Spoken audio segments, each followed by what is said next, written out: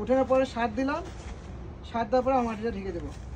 আর যদি পানি কম থাকে, মাটিতে জো কম থাকে, তাহলে ড্রেনে সেচ দিয়ে দেবো, তাহলে দেখবেন যে সারে গাছে দ্রুত নিতে পারবে।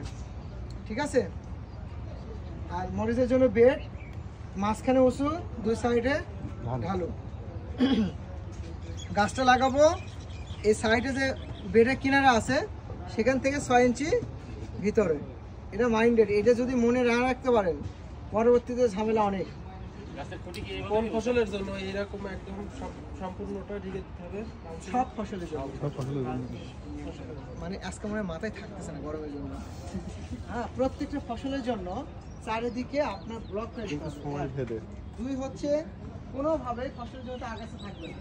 3 হচ্ছে মরিচ, করলা, ঝিঙ্গা, চিচিঙ্গা, রকমেলন, তরমুজ এই ফসলগুলোতে কখনোই বেডের পানি শুকাবে না, সবসময় কাদা কাদা থাকবে। আবার পেঁপে, ফুলকপি, বাঁধাকপি, বেগুন এই ফসলগুলোর পানি ওভার হবে না বা সবসময় কাদা রাখা যাবে না, অথবা ড্রেনটা ক্লিয়ার রাখতে হবে। ঠিক আছে, মনে থাকবে? থাকবে আশা করি।